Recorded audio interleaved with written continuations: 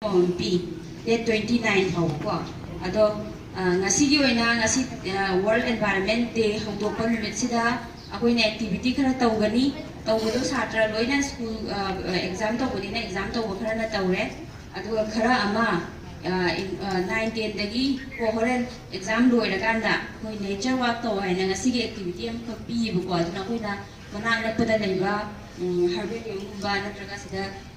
garden gumba laidana adugumada chatsena khali preferably those who bring bicycle aina khanbare ko cycle thoba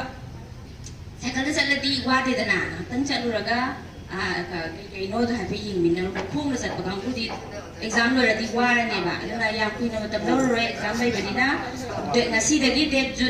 June date 5 tagina 30 faw se World Environment Day ga mari lainana gadaweba summer camp tawana haire adui mathakta mo koina sahi kudingi 3 years subo ina ngasanta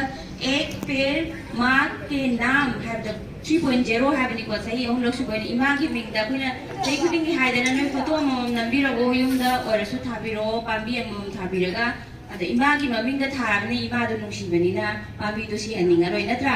ada noi myam su hatak su sidaida saruk yabiu aina dum request tawri ni ko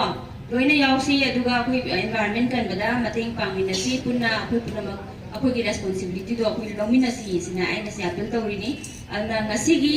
hanba hodobo ina akoina